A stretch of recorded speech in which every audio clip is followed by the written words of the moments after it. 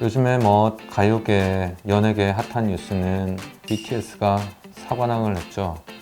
아메리칸 뮤직 어워드였나? 빌보드였나? 왜 뜬금없이 BTS 얘기를 꺼내느냐. 맞아요. 큰 관련이 없을 수도 있어요. 그런데 이제 혈관에서는 BTS는 아니지만 MTS라는 게 있습니다. 혈관 질환 중에서 MTS라는 게 있는데 이게 엄청나게 많은 환자분들이 가지고 있어요. 이 질환을. 그런데 상대적으로 우리 의료진들이 가지고 있는 지식이 많이 없으면서 그러면서 이걸 빨리 발견을 하지 못하고 그것 때문에 환자분들이 엄청나게 많은 고생을 하시는 경우가 너무너무 많이 보여요. 그래서 그 질환에 대해서 좀 알려드리려고 이렇게 오늘 한번 뵙자고 했던 겁니다. 네. 이거는 우리가 서서 다니면서 생기게 된 또 질병이기도 한데 사지동물은 잘 이게 안 생깁니다. 하지정맥류도 물론 사지동물은 거의 생기지가 않지만 이 MTS란 게 뭐냐면은 메이란 분과 터너란 분, 메이 터너, 쉽게 메이 터너 S 신드롬이에요. 이 두 분이 한참 오래전에 이 질환의 개념을 밝혀냈는데 사람 몸 자체가 해부학적으로 왼쪽 다리에서 올라오는 혈관이 상대적으로 눌리게끔 구조가 되어 있어요. 그래서 동맥과 정맥이 바로 이렇게 있다면 그럴 일도 없을 것이고 또 정맥이 동맥의 앞에 위치를 하고 있다면 이런 일이 생기지가 않을 텐데 참 안타깝게도 정맥이 동맥의 뒤편에 이렇게 위치를 하고 있어요. 이 배꼽 레벨에서 심장에서 이렇게 따라 내려온 혈액이 배꼽에서부터 시작해서 양쪽 다리로 이렇게 나뉜단 말이죠. 자, 이렇게 보면 심장에서 이렇게 내려온 혈액이 배꼽에서 양쪽 다리로 나뉘어 가지고서는 발 쪽까지 내려가는 동맥이 있고 또 다 사용한 피는 다시 발에서 모여져서 이렇게 올라와서 다리에서 모여져서 올라와서 배꼽에서 합해져서 다시 또 심장으로 돌아가야 돼요. 즉 배꼽 레벨에서 보면 올라오는 다리에서 이렇게 올라오는 정맥이 있고 그리고 심장에서 내려가는 동맥이 있는데 이게 이렇게 딱 돼 있어요. 동맥은 왼쪽에 있고 정맥은 오른쪽에 있다는 거지. 근데 이게 교차를 하게 되면서 요 동맥, 오른쪽 다리로 가는 동맥이 왼쪽 다리로 가는 정맥을 꽉 눌러요. 그런데 우리 복부의 공간이 충분한 사람들은 얘네들이 좀 이렇게 떨어져서 지낼 수도 있어. 그런데 상대적으로 되게 날씬한 분들 있잖아요. 다 그런 건 아니지만 몸은 큰데 실제로 내부 공간은 좁은 사람들. 즉 집은 큰데 방이 작아. 그런 곳에서는 사람이 지내려면은 방 안에서는 사람들이 바글바글 지내야 되는 거잖아요. 그렇게 되면서 얘네들이 상대적으로 들러붙는 거죠. 이렇게. 그래서 들러붙는데 여기까지만 해도 괜찮아. 그런데 이 뒤에 뭐가 있느냐면 정맥이 뒤에 뼈가 있어요. 등뼈. 그러니까 구조가 뼈가 있고 그 앞에 정맥이 있고 그리고 또 그 앞에 동맥이 있으면서 이렇게 끼는 거예요.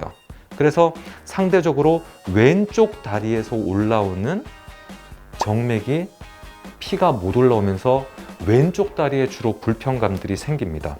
그런데 이게 눌리는 위치가 제가 아까 배꼽 레벨에서 눌린다고 했잖아요.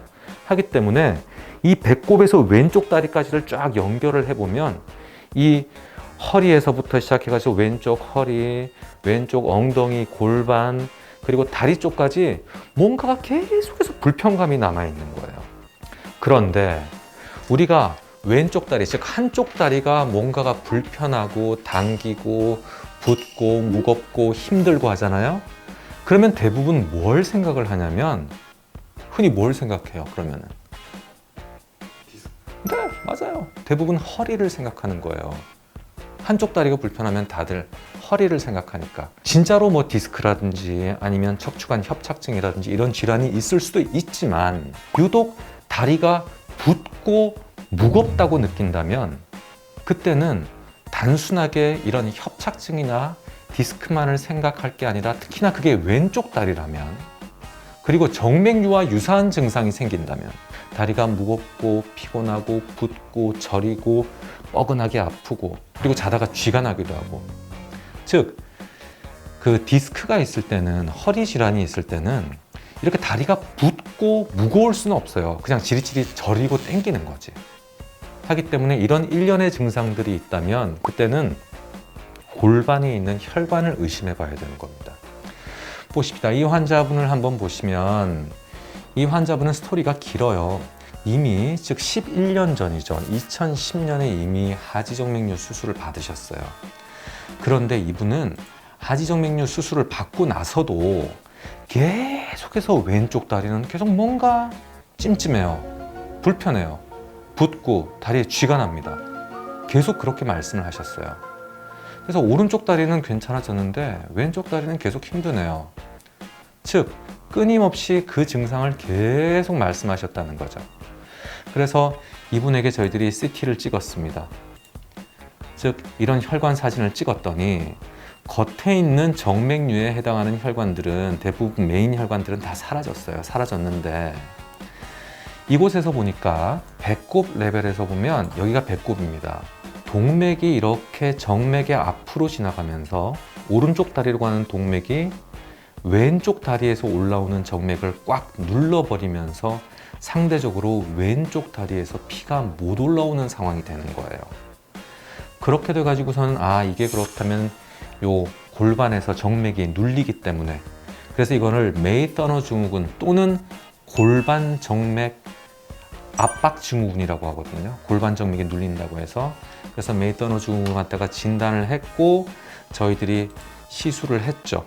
그래서 이 질환을 특히나 제가 더 강조하는 이유는 뭐냐면요, 되게 드라마틱해요. 정말 드라마 같아요.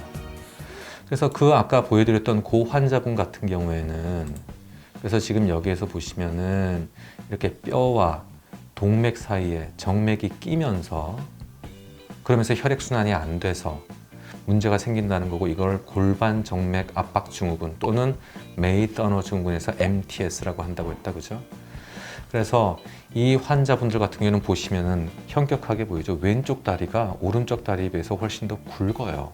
이렇게 굵고, 그리고 혈관을 봐도 실질적으로 이렇게 왼쪽도 한 환자인데 왼쪽 다리와 오른쪽 다리의 이 혈관 크기 자체도 이렇게 다릅니다. 즉 정상적인 다리와 비정상적인 다리의 정맥의 사이즈가 현격히 다른 거죠. 근데 이게 근육 안에 있기 때문에 이런 걸 갖다가 제대로 평가를 못 하는 거예요. 그래서 정맥류 수술을 받았음에도 불구하고 계속 불편감이 있어서 이렇게 사진을 찍었더니 이상이 있었고요. 막상 여기서 보시면은 오른쪽 다리 동맥, 왼쪽 다리 동맥, 오른쪽 다리 정맥, 왼쪽 다리 정맥인데 이 왼쪽 다리로 가는 정맥이 이렇게 찌그러져 있는 거예요. 정상적인 건 요만한 사이즈여야 되는데.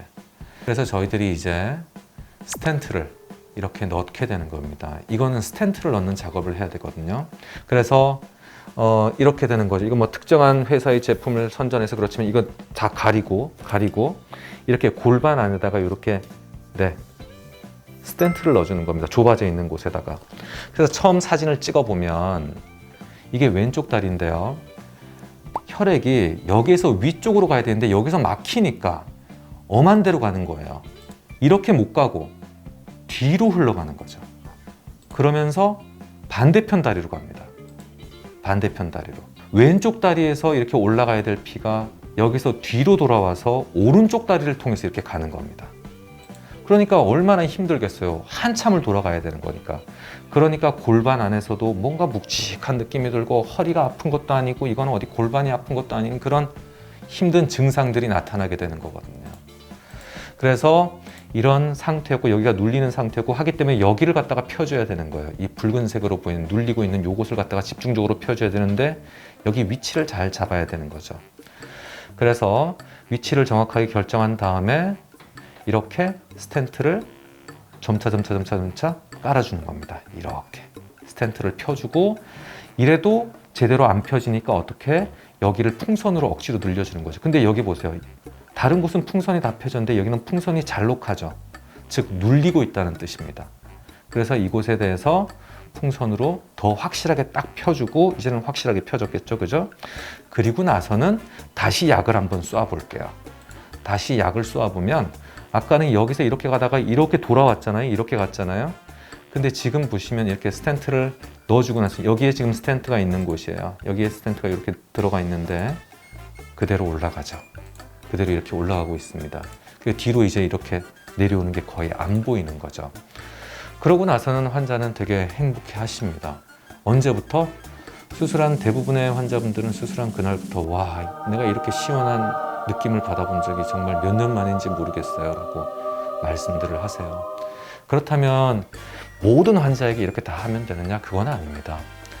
항상 모든 치료는 신중해야 되죠. 그리고 더군다나 이거는 우리 몸에 스텐트란 걸 넣는 거라서 함부로 넣으면 안 돼요. 무조건 다 성공한다는 보장도 없고.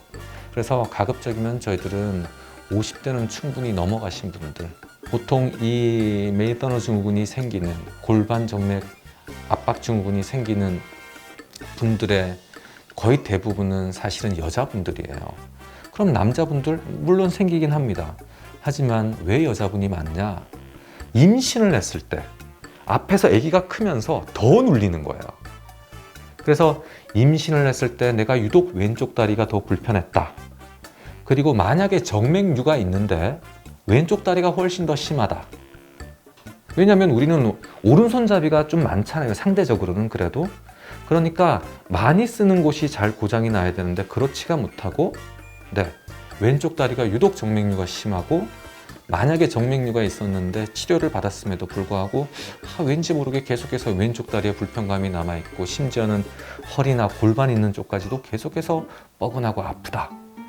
그리고 또 허리 치료를 받았음에도 불구하고 난 계속해서 왠지 왼쪽 다리가 좋아지는 느낌이 전혀 들지가 않는다 라고 한다면 의심을 해봐야 된다는 겁니다.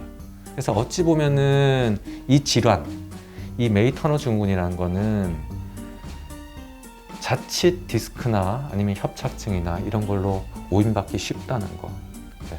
그래서 이렇게 왼쪽 다리가 유독 많이 힘드신 분들 증상을 설명하시고 이 골반 안에 있는 이 질환에 대해서도 한번 조사를 해보심이 저는 맞다고 봅니다.